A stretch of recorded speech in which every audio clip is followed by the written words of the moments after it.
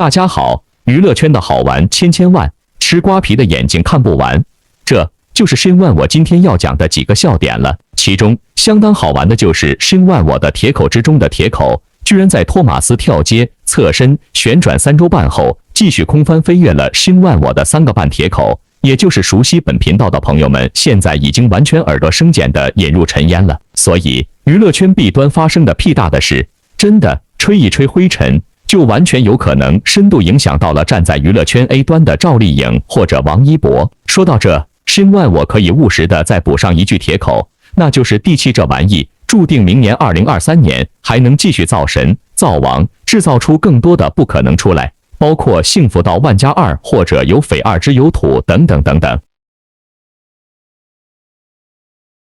当视角永恒359度，观点永恒与别不同的申万我看到了今年2022年的金鹰奖的首轮投票结果，您猜申万我看到了什么呢？很自然，申万我又看到了99.99%娱乐专家、营销大号的语无伦次和毫无重点。当然了，100%的那些没有思想的网络抄袭机器人，更是一遍遍地重复着抄袭来的苍蝇文稿。第31届中国电视金鹰奖公布了首轮投票结果，其中入围男主角的演员有77名，女主角72名，男配角104名，女配角90名。这数字和数字背后的名字，首先已经让先知先觉与别不同的申万我已经看得笑口常开，笑颜如花了。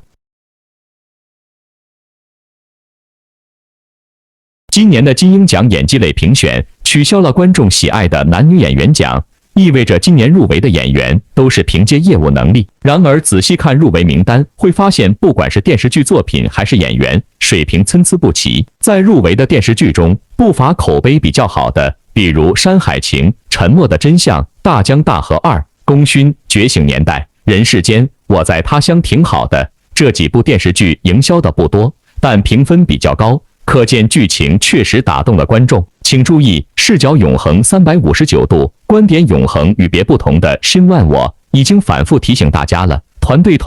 之外的作品跟口碑形同妈生，跟票房关系不大。口碑立住了，你演员的江湖地位就稳了，其他的都是随叫随到的加成了。所以，对王一博的电影寄予厚望的朋友们，摩托们还是需要早早的收拾好心情，整合一下集体的智慧和口才，否则散兵游勇的展示旗袍和贡献票房，只会让片方笑不拢嘴。超有信心，跟着呢，继续把好好的王炸继续当成了主力摇钱树去大力栽培。这个视角迥异的关键点，恐怕全网依旧没有一个人能够看得懂、看得穿。不知道同样喜欢吃瓜的您，认不认同申万我的这番独家铁口和超然视角呢？此外，30而已、扫黑风暴、开端等剧在网上的讨论度比较高，大决战、跨过鸭绿江属于在网络上讨论度不高但收视超高的作品，这些电视剧入围都是有说服力的。有趣的是，有些作品的入围很让人摸不着头脑。大家还记得《最美逆行者》这部抗疫剧吗？因为剧情跟实际情况相差较大，所以刚开播不久就喜提了2.4分的正能量影评，其质量远不如同期另一部抗疫剧在一起。让人万万没想到入围金鹰奖的居然是《最美逆行者》，实在让人想不通。这说明了什么呢？在视角永恒359度，观点永恒与别不同的申万我的眼里，时代证据其实就是你懂我懂全民懂的投资深坑来的。当你以为穿上了时代证据的外袍，就能被党和国家领导人齐声钦点和祝福的时候，你就是图样图森破了。同样的，金鹰奖是个什么奖呢？欢迎您自行回顾本频道去年的相关金色硬核了。肖战和黄景瑜主演的军旅剧《王牌部队》，两位新兵在不知情的情况下参加了演习，无论是头脑还是体力都表现得比一众老兵好，主角光环超大，头几集还拍得像偶像剧。综合来看，实在算不上是一部值得入围的电视剧。结果呢，杨幂和张彬彬主演的国安题材剧《暴风眼》，很多地方都经不起推敲。剧里的国安人员跟踪别人时，仪式感大于一切，总是一伙人齐刷刷的出现，监听的手段也不符合实际情况，只是看起来厉害而已。这样一部剧，哪怕有杨幂主演，也没能挽救最终得分只有5.5分的广大人民群众的集体观感。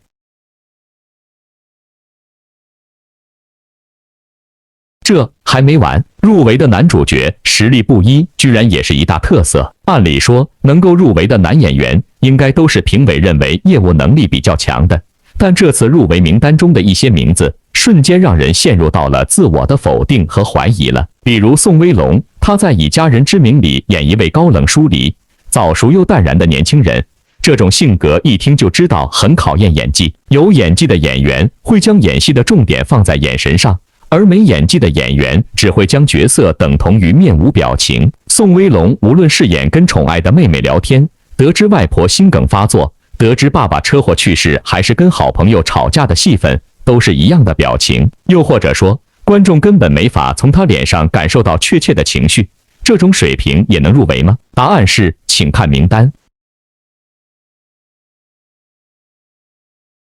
同理，还有王俊凯在《重生之门》里的表演也有点木，尤其同剧的对手是会用眼神演戏的张译。综合整部剧的演技来说，王俊凯的入围也没有更多的说服力。老戏骨靳东和黄晓明两位中年男演员也入围了，两人跟上述几位年轻男演员相比，自然是有演技的。不过他们近几年在电视剧里的表现都没法让观众满意。靳东被吐槽沉迷精英角色，演什么都像贺涵；黄晓明也得到过差不多的评价，演什么都像黄晓明，都有霸道总裁的感觉。总之，这个超级魔幻的2022年呈现出来了一个超级魔幻的金鹰奖首轮投票成绩单。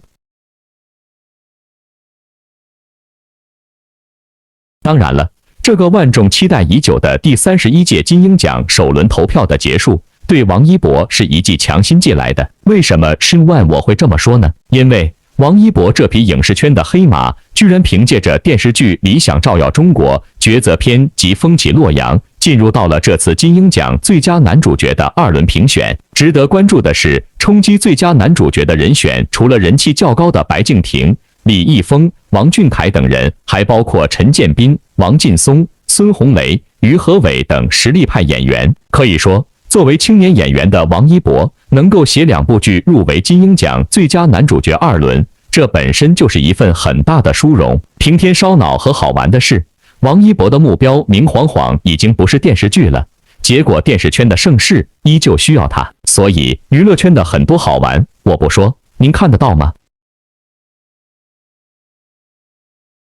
还是Shin Wan我开头所说的娱乐圈的好玩千万，吃瓜皮的眼睛看不完。从入围的54部电视剧、77位男主角的阵容来看，正剧、主旋律题材的作品明显更占优势。而王一博主演的《风起洛阳》既是古装剧，还是由顶流青年演员挑大梁主演，这似乎并不符合观众挑剔的口味。可为什么《风起洛阳》能够入选？究其原因，无非以下2点。其一，在于这部作品的创作背景。该剧讲述了发生在神都洛阳的故事，展现古城风采的同时，对中国传统文化的传播和延伸做出了贡献，并且剧中空镜头的部分给观众呈现了独特而有韵味的东方美感风景画。其二，在于王一博的海外影响力。在《风起洛阳》播出之后，王一博的海外影响力也得到了进一步的印证，不仅在国内刮起了洛阳风，洛阳小伙王一博还将这股热潮吹向了全世界，因此《风起洛阳》也成为了文化输出的典范。而王一博主演的《理想照耀中国》抉择篇虽然只是一个章节，但是由其饰演的正气凛然的革命者蒋先云先生，却让观众惊叹并为之动容。他的誓言振聋发聩，他的回眸眼神坚毅果敢。王一博仿佛推开了时空的大门，让蒋先云先生从历史中走出来，亲自讲述了那段冲破黑暗的日子。更有别于《风起洛阳》中那个智商奇高的美少年百里弘毅，王一博算是很好的诠释了2个风格迥异的角色，以至于在观众的心目中，他就是蒋先云，他就是百里弘毅，可他更是王一博。有趣的是，在第30届中国电视金鹰奖的颁奖典礼上，王一博凭借电视剧《陪你到世界之巅》获得了观众喜爱的男演员奖时，手握奖杯的王一博说道：“我知道，目前可能是更多的是支持我的人，作为我的观众在喜爱我，但接下来我会更加努力，用努力和一些运气更加配得上这个奖。确实，接下来的日子里，王一博一直在用实际行动践行着这句话。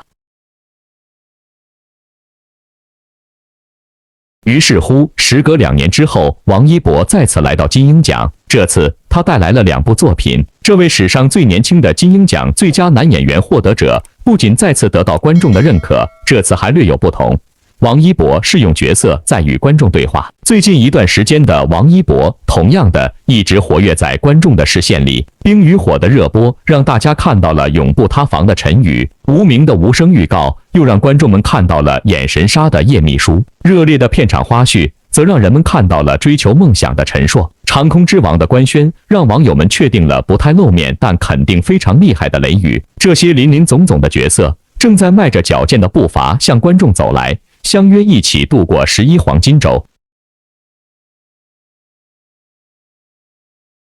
王一博的待播作品不仅多，质量也完全经得起推敲。在刚刚结束的微博电影之夜上，王一博一人就带来了《长空之王》、《热烈》、《我和我的青春》3部作品，并且还分别获得年度最受期待影片和年度最受关注影片2个奖项。如今，王一博终于向着电视剧最佳男主角发起冲击，不管结果如何，他的确都是最独一无二的王一博来的。看完说完男主角的旖旎名单，女主角的名单也不缺旖旎。2022年第31届中国电视金鹰奖入围的女主角同样是实力不一，让人花眼。在最佳女主角入围名单中，几位被吐槽过演技差的女演员照样傲娇地展示了一把资本的力量和超能力。其中包括杨颖，不知道她是以哪一部作品入围呢？其实跟孤芳不自赏相比，她在摩天大楼中的表演确实是有进步的，但也仅仅是从不合格到在合格边缘徘徊，远不至于可以入围的程度。刘诗诗在入围作品《流金岁月》里的演技属于不合格的水平，喜欢用瞪眼来表达各种情绪，说台词时仿佛在故意拉长声音，听起来很别扭。要不就是五官乱飞，谈不上有演技。毕竟演技这玩意是需要身材管理和无缝进组的，不知道吃瓜的您认同不认同？视角永恒359度，观点永恒与别不同的深万我的胡思乱想呢？演戏时同样喜欢五官乱飞的还有周也，他在《山河令》里挤眉弄眼的表演，明明是演一个活泼的角色，却演成了智商不高的样子，不敢相信他居然是科班出身的。入围名单中还有江疏影，她能入围初选名单也挺让人惊讶的，毕竟她在《30而已》里演柜姐和在《欢乐颂3》里演准科学家演出了同一个人的感觉。有时候需要表达角色有较大情绪起伏的戏，江疏影也会给人很木的感觉，比如在《扫黑风暴》里跟吴越演对手戏被秒得体无完肤，在《清平乐》里接不住人民的戏，这样的演技真能入围最佳女主角吗？之前申万我第一时间展示过赵丽颖关于这届金鹰奖的宣传照，有照打底，2度拿下金鹰奖金杯的赵丽颖再次入围，其霸气不言而喻，这您懂的。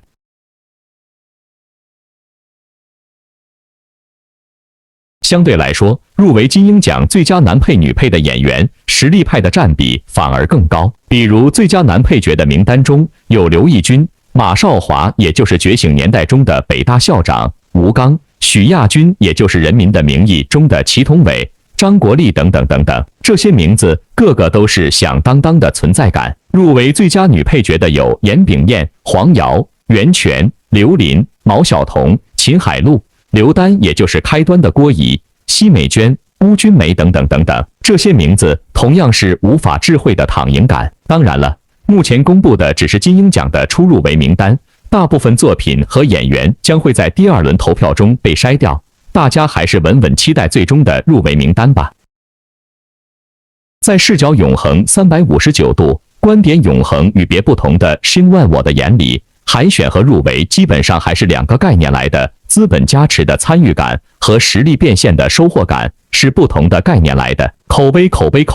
这东西是别人拿不走也买不来的东西来的，这话但凡熟悉本频道的人，想必个个都深有体会了。当然了，在2022年，甚至在2023年，潮水退尽，罗勇现身，是骡子是马，速速现身。口碑的电视剧女王碰撞口碑的神级国际章，在往年是无法想象的。那么，到底是电视剧女王向神级国际章靠拢呢，还是神级国际章向电视剧女王靠拢呢？这个答案，他们各自都心里有数。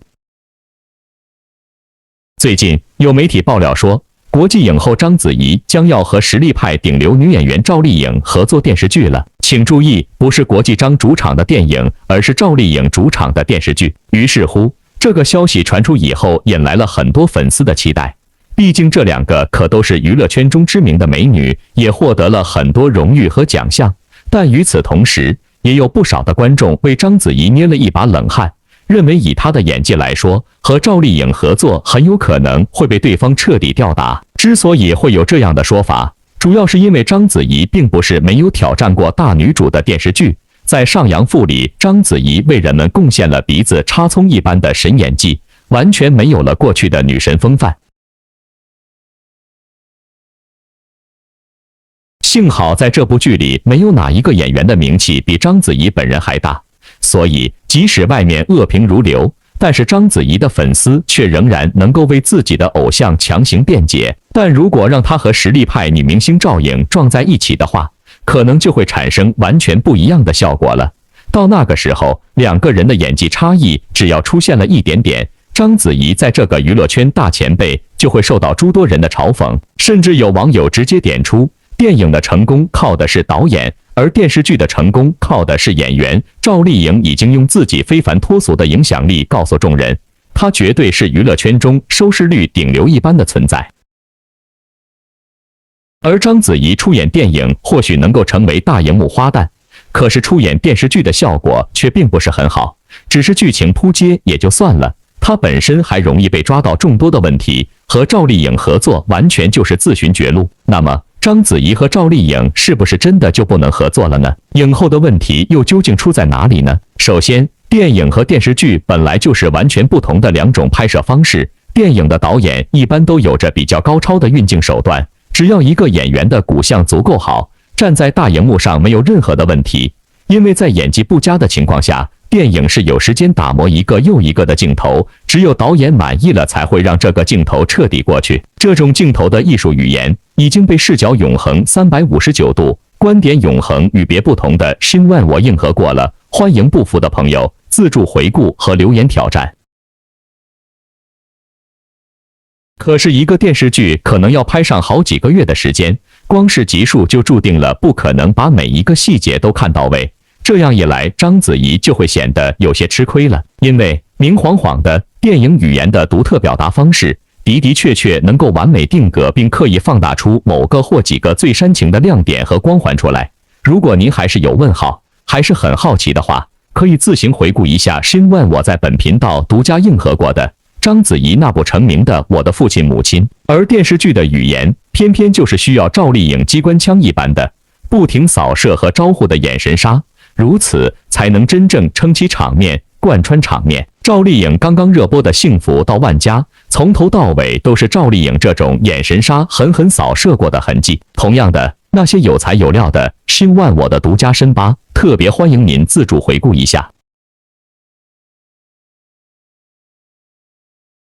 新万我可以肯定的是，99.99%娱乐专家、营销大号都是完全看不出来，也压根说出不来这些电视咖和电影咖逆向相杀的硬核重点的。即便有些人能够说出来，挤出来一些牙膏，也注定是语无伦次和毫无重点的。说到这，王一博这2年完全孤注一掷的电影路，其实也是一次实打实的大冒险来的。如果您是真爱摩托的话，真心需要整理一下智慧和理性，帮助一把这个全情投入、忘我努力的王炸小子了。大家如果只是约定俗成的通过100年前的古早思路去添砖加瓦、起跑扎堆、累积票房的话，那么团队的口号也真的做不了太多。其中，大鹏导演的热烈、电影语言的诠释手法，埋伏的问号最多，在新万我与别不同的眼里。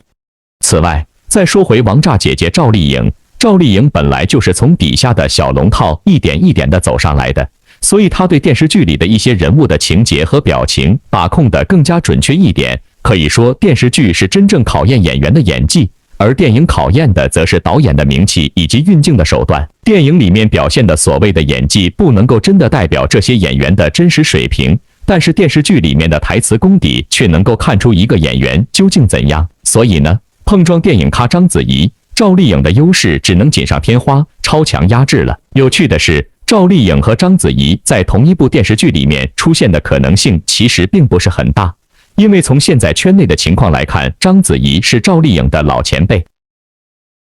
而赵丽颖呢，则是超一线的小花，流量和名气都要比章子怡大上不少。在这样的情况下，他们两个人谁做大女主谁做配角，就成为一个很大的问题。制片方也不会给自己找来这么大的一个麻烦。这些好玩的点值得大家一道玩味。毕竟，正如视角永恒359度、观点永恒与别不同的Shin万我反复提到的，市场蛋糕越来越小的大环境中，超一线的大牌和大鱼汇聚一池的机会只会越来越多。这种压力和竞争对于身经百战的主场赵丽颖而言，只会愈强更强，愈炸更炸，就像当年和王炸弟弟在有匪中的火花一样，开出了不一样的夜色与光芒。对Shin万我的独家结论，您认同不？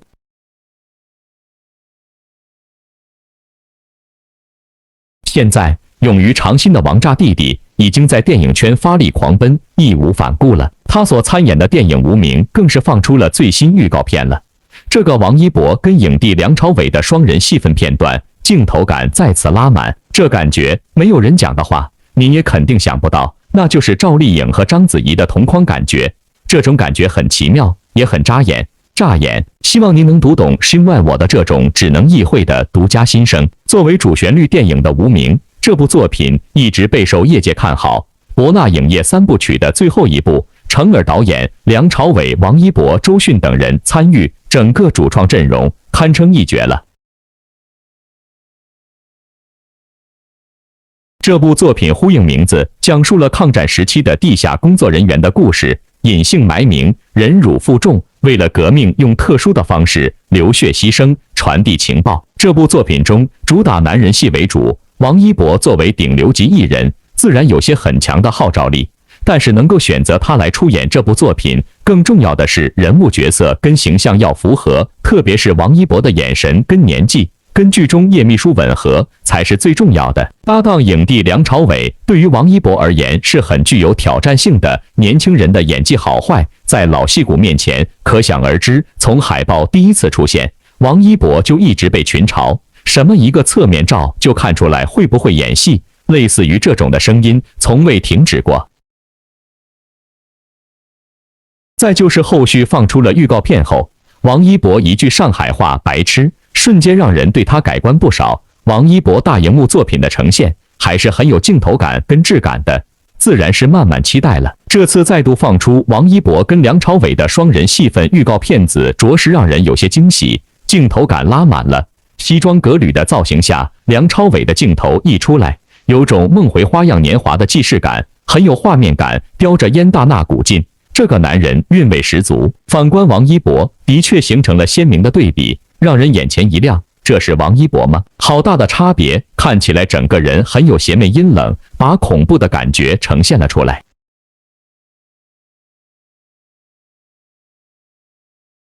不知道剧情如何，感觉王一博这个角色突破性很大，可能具有一定的颠覆性。很多人说，这部剧中王一博整个人亦正亦邪，的确他身上有种邪魅的感觉，很让人产生共鸣。看来这部剧也将会在国庆期间上映了。这波预告片直接传递出来太多的讯息，这个国庆真的很忙，不仅有航空题材的《长空之王》，还有《无名》也会亮相国庆档。看来大家的旗袍和盛装真的要轮流忙碌起来了。这段时间的宣传定会别开生面，公开场合见王一博的机会定然不会少了。网传说《长空之王》首映礼定在北京航空工业大学，具体是否准确，大家也都不得而知。毕竟这部剧题材特殊，很多的讯息都没有公布，大家也是观望中。最近王一博的摩托粉丝都在卖力吆喝了，如果同时2部作品同时上线，这样对于粉丝而言，估计又是一场硬仗，定然要全力以赴忙着宣传。毕竟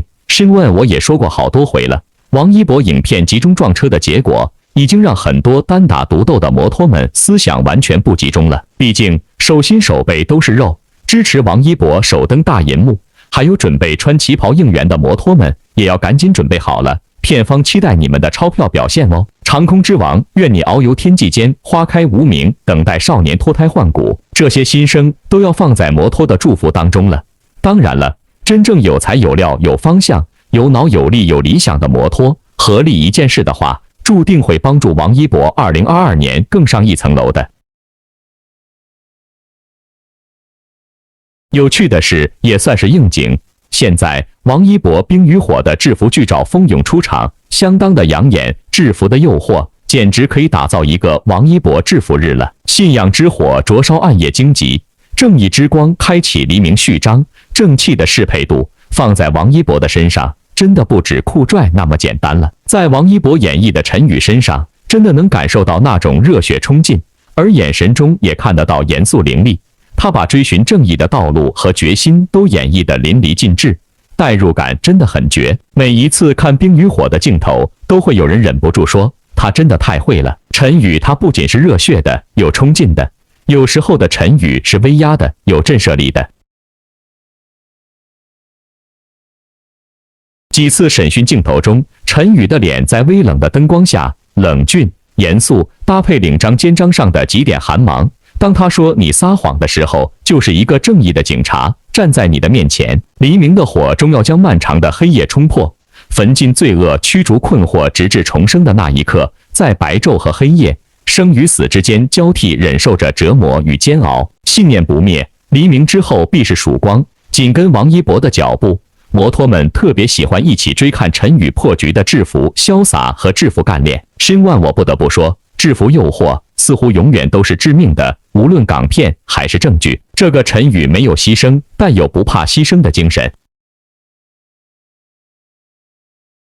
我是个警察，冲在前面的人必须是我，哪怕是牺牲我自己，是剧中的原台词。大家仔细品品的话，就知道陈宇是个多实诚的孩子。让这样的三好青年活着不香吗？完成对毒贩的最后打击，庆功队伍中必须有陈宇的位置。开头提到的葬礼也是重头戏，不过主角不是陈宇，能在一部缉毒剧拿到剧本，还能坚持到大结局的都是真狠人。缉毒警和这伙坏人斗智斗勇，有所牺牲在所难免。一场致敬英雄的葬礼简直是重磅催泪炸弹。以前的同事全部身穿警服悼念，向英雄送上了最后的敬意。陈宇年纪轻轻，已经是新一代缉毒警的模范。局里的几个老前辈特别喜欢这孩子，其中的邻居还是陈宇的未来岳父。这里边的故事还挺复杂的，简单来说就是陈宇的女朋友叫杨玲，亲妈被害死了，亲爸逃亡境外多年，邻居像爸爸一样照顾杨玲，成了杨玲胜似家人的邻爸。杨爸回来后，陈宇又多了一个未来岳父。邻居和杨爸的关系也是各种微妙。同样演双男主，把王一博和陈晓放在一起对比，哪些地方不同呢？吴振峰为了打入毒枭内部，前期是挨了不少打，他复仇的执念很深，也是这股执念支撑着他成为一个孤勇者。吴振峰最不愿伤害的就是陈宇，他也很在乎胜似亲兄弟的兄弟情。只是有些事情他不能向陈宇吐露一个字，这是作为一个卧底的最重要一条。陈宇的内心坚守着正义，也是那份做警察的初心让他的正义感爆棚。无论是对抗邻居，还是和杨毅翻脸，陈宇都没有低头，也不怕黑暗力量。陈宇发现吴振峰是孤勇者之后，内心的拉扯感会很强烈，内心的博弈也会让人心疼。申万，我感觉这冰与火的热度和讨论还会继续为王一博带来更多的红利和激励。时间一晃，从年头到年尾，不仅赵丽颖、王一博也要迎来年底大考和年终总结了。暑期档结束后，《独行月球》的总票房遥遥领先。然而呢，让先知先觉、灌肠铁口、敢为人先的申万我，也要最终铁口变笑口的是，今年最大的黑马居然是100%的娱乐圈中人都一致不看好的文艺片《引入尘烟》。而但凡熟悉本频道的人都知道，视角永恒359度，观点永恒与别不同的申万我，早已经遥遥领先地铁口畅聊，愉快深扒过了这部土的掉渣，亮点唯一的年度神剧了。那么，申万，我问问您，这最大、最唯一的亮点又是什么呢？如果您没有上心、没有记住的话，欢迎您自行重温一下，因为这个亮点不仅完美适用于王一博，同样也精致适用于赵丽颖，甚至如果王一博身边的团队还不能早早意识到这个超级亮点的话，2023年的梦想还是适当缩水吧。申万，我唯一不能想到的是，这部土渣文艺片引入尘烟的票房居然已经完美突破9000万了，照目前发展的趋势，破亿只是时间的问题。申万，我只能说太炸了，太炸了，太炸了！在这个市场高速萎缩的大环境下，居然这部超级土掉渣、超级慢动作的文艺片，居然轻轻松松地杀出了一条让100%的中国专业文艺工作者和中国高级评论家都扎堆想不到的血路出来。2022年的魔幻以及2023年的超级魔幻，都在视角永恒359度、观点永恒与别不同的申万我的眼里看了个门清儿，看了个寂寞。到这个时候还没有人严重留意到赵丽颖、王一博身边团队问题的话，申万我只能安静地做个静静的美男子和旁观者了。除了这部超炸的引入尘烟之外，接下来的中秋档多少有点疲软了。像世间有他这样受众群体局限的电影，虽然想看人数排在第一，但预售成绩却并不理想。这种怪象让您又第一时间想到了什么呢？如果啥也没想的话，您手中的一定是块完整的瓜皮来的。还有《哥你好，海的尽头是草原》《狼群》这3部电影，目测成爆款的可能性不大，所以接下来就应该把目光投向下半年最大的档期——国庆档。这也是许多大制作电影争夺的时间点，可想要在国庆档分一杯羹也是不容易的。目前国庆档期还没有电影官宣定档，但网友猜测会有6部电影扎堆进军国庆，而这些电影基本上都已经放出过宣传物料、预告片、剧照或是幕后花絮等等。其中毫无意外的就是《长空之王》了，这是韩寒重振旗鼓的大手笔，也是洗刷四海耻辱的作品。这次他不是导演，而是监制，主演有王一博、胡军、周冬雨等人，导演是刘晓世。《长空之王》应该是刘晓世真正意义上的首部电影，因为之前他基本上以拍摄宣传片为主。他曾拍摄了中国搜航辽宁号宣传、中国款战略运输机运20鲲鹏宣传、中国航空业集团公司宣传、埃及空军宣传、巴基斯坦空军宣传等，所以刘晓世可能对空军以及空军武器相当熟悉，但不知道对电影拍摄以及故事讲述是否能够把握好。长空之王以试飞员为视角，一步步见证中国空军的壮大和武器的升级。这次电影里还会展示更多我国新式武器，这是一大亮点。值得注意的是，申万我已经第一时间深扒和思考过了，各种围绕当事人的局中局，各种源自幕后人的剑中剑，依旧在寻找着那个最大的目标。也就是说，现在胡军深陷代言事件，徐开骋被两女重锤，这2位演员或多或少会对这部电影有影响，就不知道影响多大了。跟着还有一部《万里归途》，这是张译和王俊凯的2次合作，也是和樱桃的再次合作。导演是拍摄过《无名之辈》人潮汹涌的饶晓志，这样的阵容还是值得期待的。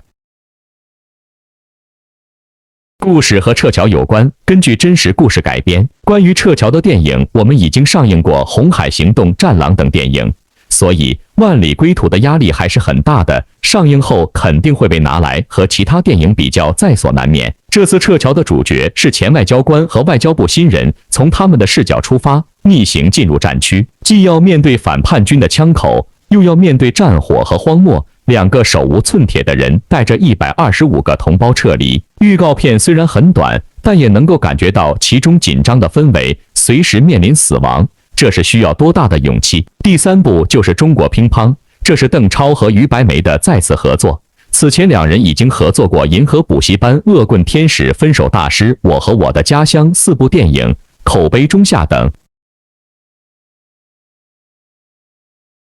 这次他们合作拍摄的中国乒乓玩了一把大的，那就是除了孙俪、吴京、俞灏明等人的客串，其他演员基本都是很生的新人，这是很冒险的做法。毕竟新人宣传的时候没多少话题，也就很难有热度。故事讲述了90年代初中国乒乓男团处于低谷期，蔡振华教练临危受命组建新队伍，带领马文革、王涛、丁松、刘国梁、孔令辉5名运动员，在1995年天津世乒赛绝地反击，重回巅峰的热血故事。故事和陈可辛的夺冠类似，但邓超不是陈可辛，不知道能不能驾驭得了体育题材的电影。第4部就是王一博的无名了，这是博纳的又一部重金打造的主旋律电影，导演是程耳，主演是梁朝伟、王一博、王传君等人。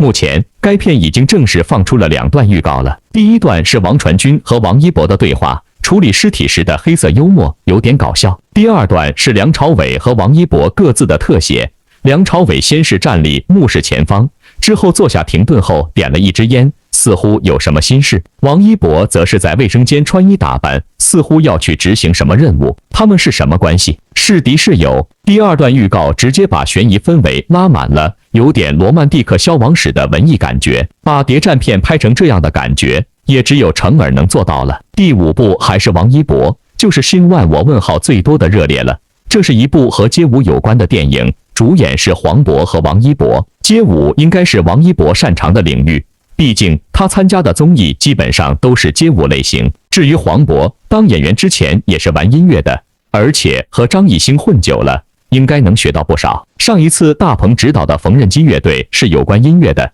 这次指导的热烈是有关舞蹈的。有趣的是，不少人都怀揣着新万我的同款好奇，都很想看看这位表演欲极强的中国导演会怎样拍这部歌舞片呢？第6部是扫黑拨云见日，很多人都在期待电视剧《扫黑风暴》的续集，都没看够王志飞和孙红雷的较量，于是电影《扫黑拨云见日》来了。导演还是《扫黑风暴》的伍佰，主演是肖央和范丞丞。对于肖央的演技，新万我没话说，不怀疑。但范丞丞，但凡熟悉本频道的人都知道，我的好话已经用完了。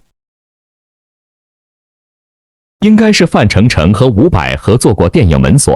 所以伍佰才会继续邀请范丞丞主演《扫黑拨云见日》这部电影。当然了，范丞丞的姐姐依旧是影视圈举足轻重的幕后力量，豪门的烂事，新万我可以3天3夜的，这您懂的。故事发生在绿藤市扫黑风暴之后，黑的用各种手段洗白，但黑终究是黑，必须一网打尽。所以故事还是围绕除恶展开。于是伪光正的影片要的就是中央的祝福和过审的安全感。这6部电影扎堆定档国庆的话，王一博到底是赢家还是 S 加？看的就是新万我全年无休，铁口磨成针的团队了。无论这个世界怎么变化，无论群众如何吃瓜，新万我都是全中国唯一经过2年验证的铁口专业的业余专家。